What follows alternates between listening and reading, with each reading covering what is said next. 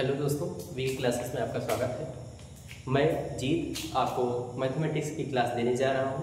आज का हमारा जो लेक्चर होने वाला है वो class 9 mathematics chapter 1 real number के बारे में।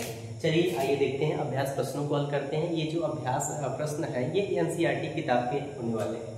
पहला प्रश्न दिया गया है, क्या शून्य एक परिमेय संख्या है? क्या इसे आप पी अपान क्यू के रूप में लिख सकते हैं, जहां पी और क्यू पूर्णांक है और क्यू की वैल्यू 0 नहीं। तो हम 0 की बात कर रहे हैं कि 0 को बताना है कि ये परिमेय संख्या है कि नहीं। ठीक है, तो हमने 0 को लिखा कि 0 को हम 0/1 के रूप में लिख पा रहे हैं। ठीक है, अब हम समझते हैं कि क्या ये हमारे जो नंबर है 0 और 1 ये पूर्णांक है कि नहीं है। तो पूर्णांक संख्या है, पूर्णांक संख्या के बारे में आप जानते हैं।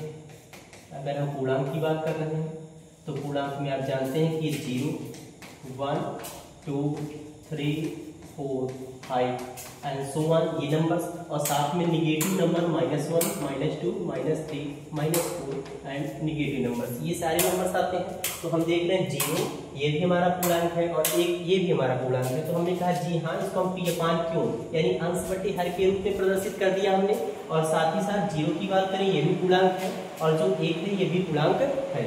तो ये हमारा प्रश्न रहता है कि हाँ, हम बताएंगे कि जो 0 है एक परिमेय संख्या है, क्योंकि इसे हम पी अपान क्यू के रूप में प्रदर्शित कर रहे हैं। ये हमारा प्रदर्शित हो ही गया है, जिसमें 0/1 लिखा गया है और साथ ही साथ कहा गया था कि नीचे वाली वैल्यू 0 ना आए। तो यहाँ हर आपका 1 है, 0 नहीं है। ठीक है, तो ये इस प्रश्न का जवाब हो जाता है। आप बताएंगे कि 0 एक परिमेय संख्या है और इसको हम परिमेय रूप में प्रदर्शित करेंगे पी अपान क्यू के रूप में, हम 0/1 लिख सकते हैं।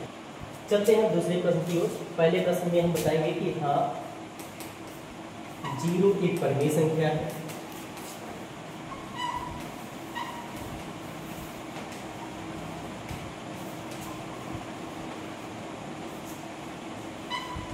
इसको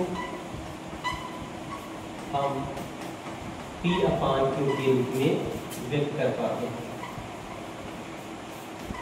व्यक्त कर सकते हैं। जैसे 0 बराबर 0/1। अब चलते हैं दूसरे प्रश्न को। दूसरा प्रश्न दिया गया 3 और 4 के बीच में 6 परिमेय संख्याएं लिखी। तो यहाँ जितनी परिमेय संख्या दिया गया है 6 परिमेय संख्या दिया गया, तो 6 + 1 की बात करते हैं तो यहाँ से आ गया 7। अब हम 3 को लिखेंगे, 3 बराबर 3 × 7/7, ये हो जाएगा 21/7।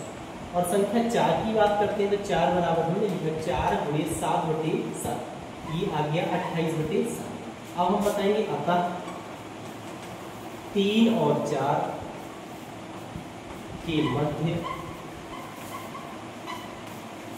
6 परिमेय संख्याएं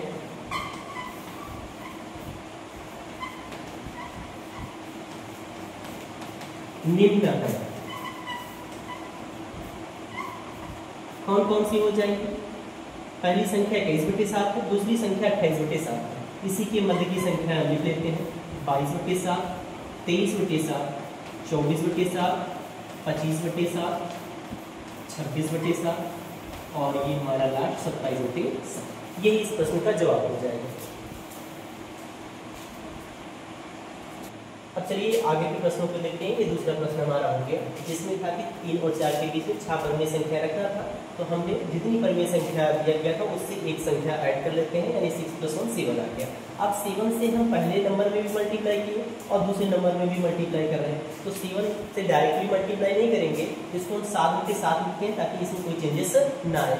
7/7 की बात कर रहे हैं, ये इससे कैंसिल आउट हो जाएगा, तो ये 1 ही है। ठीक है, क्या है 1 से ही मल्टीप्लाई हो रहा है, तो इसको हमने लिख लिया 3 7 21/7 लिया गया, 4 7 28/7 आ गया। अब इन्हीं के बीच में हम बता रहे हैं 6 परिमेय संख्या जो हमारी थी वो निम्न थी।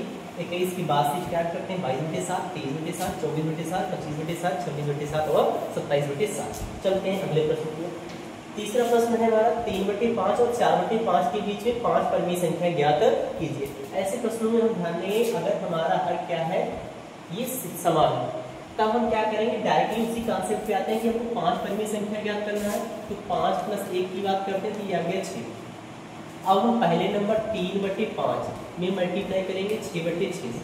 चलिए देखिए क्या आ जाएगा, इसको आपने कहा क्षेत्रीय 18/25। अब दूसरे नंबर की बात करते हैं 4/5, इसमें भी अगर हम मल्टीप्लाई कर रहे हैं 6/6 से तो ये आ जाएगा 6 चौके 24/25। हम बताएंगे अतः अब हम इनके मध्य की परिमेय संख्याएं लिख पाएंगे। हमने कहा अतः 3/5 और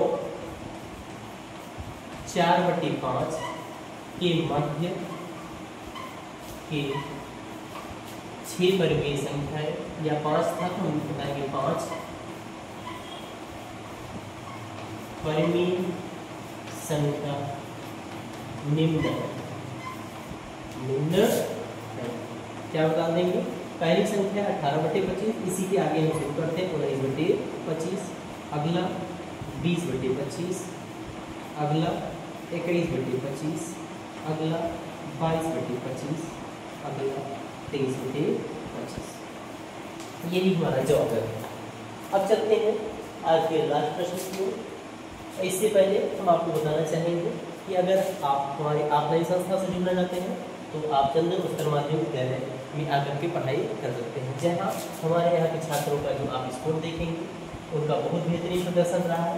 और अपने सब्जेक्ट मैथ की बात करते हैं तो आप देखेंगे ज्योति विश्वकर्मा 100 में 100, और यहाँ आप देखते हैं ज्योति पाल, इनका मैथ में 99 स्कोर हुआ है। और भी बच्चों का अगर हम देखते हैं मिलिंद का 98 रहा है, और अर्पिता का 97 मार्क्स रहा है, हिमांशु का 97 रहा है। तो ये मार्क्स हैं। लास्ट प्रश्न की ओर देखते हैं तो ये दिए गए नीचे दिए गए कथन सत्य हैं या असत्य, कारण के साथ अपने उत्तर दीजिए। पहला सेक्शन देखें, इसमें कहा गया प्रत्येक प्राकृतिक संख्या क्या एक पूर्ण संख्या होती है, तो और दूसरा यहाँ दिया गया प्रत्येक पूर्णांक एक पूर्ण संख्या होती है, तो तीसरा है प्रत्येक परिमेय संख्या एक पूर्ण संख्या होती है। चलिए इसी को समझते हैं। पहले में कहा गया था कि प्रत्येक प्राकृतिक संख्या क्या एक पूर्ण संख्या होती है, तो प्राकृतिक संख्या की अगर हम बात करें, प्राकृतिक संख्या में आप जानते हैं 1 से स्टार्ट होती है, 1 2 3 4 सो ऑन, ये हमारी प्राकृतिक संख्या है। अगली पूर्ण संख्या की बात हुई है तो पूर्ण संख्या लिख लेते हैं। तो पूर्ण संख्या के बारे में आप बता रहे हैं कि 0 से स्टार्ट करना है, यहाँ से 0 1 2 3 4 एंड सो ऑन, ये पूर्ण संख्या होती है, पूर्ण नंबर। और इसके बाद जैसे पूर्णांक की चर्चा है, चलिए पूर्णांक को भी लिख लेते हैं। पूर्णांक संख्या की बात करते हैं, जिसको आप अंग्रेजी में इंटीजर्स कहते हैं, तो इसमें नेगेटिव नंबर्स आते हैं।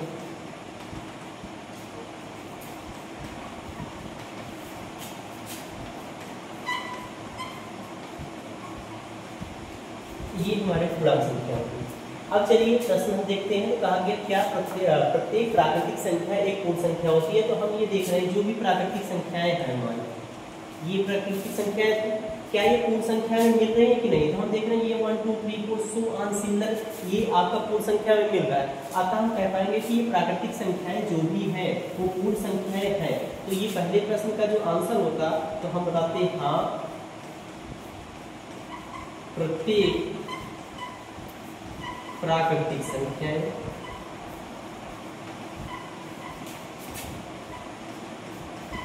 पूर्ण संख्या होती है। यानी ये जो कथन था ये सत्य कथन। अगर आपसे कहा गया सत्य या असत्य बताइए तो आप बताएंगे हाँ, प्रत्येक प्राकृतिक संख्या पूर्ण संख्या होती है, या कथन सत्य है, या कथन क्या है, सत्य है। अगले सेक्शन की बात करते हैं।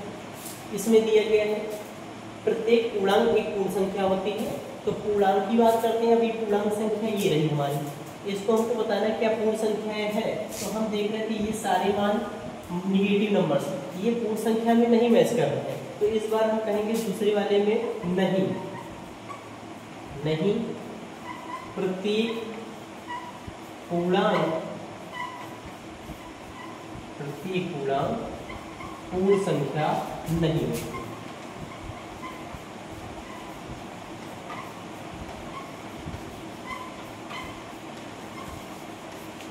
तो ये कथन क्या हो जाएगा आपका, असत्य कथन।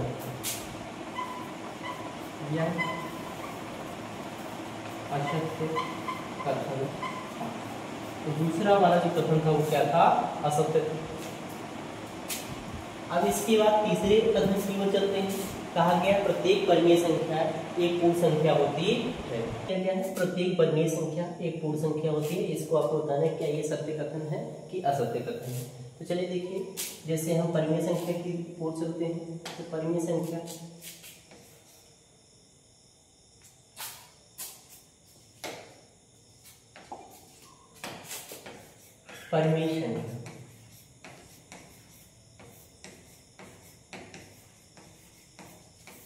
तो इसमें हम पढ़ रखे हैं कि परिमेय संख्या वे संख्या होती है जिनको हम p अपान क्यू के रूप में प्रदर्शित कर पाते हैं, जहां p और q पूर्णांक होने चाहिए और साथ ही q की वैल्यू 0 नहीं होनी चाहिए। ठीक, अब चलिए देखिए, जैसे अगर हम 3 की बात करते हैं, 3 आपका पूर्णांक है, 3/1, लेकिन अगर यही हम बात करें 3/2 की बात करते हैं तो 2 से पूरा भाग नहीं हो पा रहा है, तो ये आपका खंड में रह जाएगा।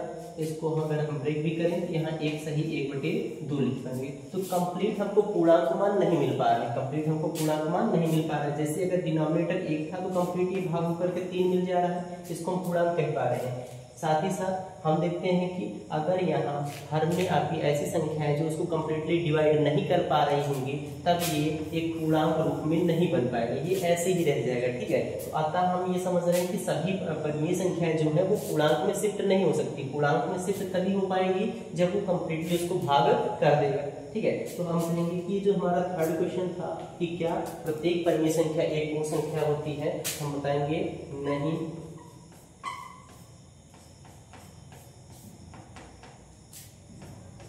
प्रत्येक परिमेय संख्या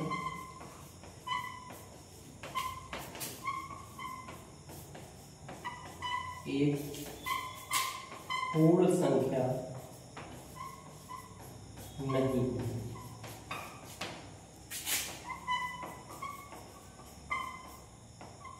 होती है। अतः दिया गया कथन असत्य है। तो आप यही बता रहे हैं। ठीक है, तो हमको यही बताना था कि जो सारे कथन दिए गए हैं इन्हीं की जांच करना था, समझाना था क्या ये सत्य है कि असत्य है। तो पहले में दिया गया था कि प्रत्येक प्राकृतिक संख्या एक पूर्ण संख्या होती है कि नहीं। हमने देखा प्राकृतिक संख्या के सभी मान पूर्ण संख्या में है, इसलिए ये कथन क्या हो जाता है, हमारा सत्य होता है। दूसरा कहा गया कि प्रत्येक पूर्णांक एक पूर्ण संख्या होती है कि नहीं। तो पूर्णांक संख्याओं को हम देख रहे हैं जिसमें नेगेटिव नंबर्स आते हैं, जबकि हमने देखा पूर्ण संख्या में हमारे नेगेटिव नंबर्स नहीं मैच कर रहे हैं, इसलिए हमने कहा कि ये दूसरा कथन क्या है, असत्य है कि प्रत्येक पूर्णांक मान ये पूर्ण नहीं होते हैं। और तीसरा कथन हमारा था कि प्रत्येक परिमेय संख्या एक पूर्ण संख्या होती है कि नहीं। तो हम ये देख रहे हैं कि परिमेय संख्याएं हैं, अगर यहाँ से p अपान क्यू के रूप में इसको हम लिख पा रहे हैं, तो जो ये हमारा क्यू है ये पूर्णांक अगर उसको पूरा भाग दे रहा है तब तो वो पूर्णांक रूप में आ पाएगा। अदरवाइज अगर पूरा भाग नहीं दे पा रहा है तो वो पूर्णांक रूप नहीं बना पाएगा। ठीक है, तो यहाँ से हमने कहा कि ये जो हमारा तीसरा कथन था ये भी क्या हो जाता है, असत्य हो जाता है, यानी सभी परिमेय संख्याएं पूर्ण संख्याएं नहीं होती है। तो आज आपको इतना ही समझाया गया। ये जो लेक्चर था आपका, ये छोटे से एक्सरसाइज थी, आपको कंप्लीट करा दिया गया। अब हम नए लेक्चर में, तो दोस्तों आज ये हमने NCERT क्लास 9 चैप्टर 1 की एक्सरसाइज देखी। आज ये हमारा ये समाप्त होता है लेक्चर। हम कल नए लेक्चर की ओर चलते हैं, अभ्यास इसके बाद वाले अभ्यास को पढ़ाएंगे। और हाँ, इस लेक्चर में आपको कोई भी शिकायत हो, कोई भी समस्या हो जो आपको नहीं समझ में आए, या आप चाहते हैं कि आपके अकॉर्डिंग अगली वीडियो कौन सी होनी चाहिए, तो आप उसको कमेंट सेक्शन में जरूर दीजिएगा। धन्यवाद।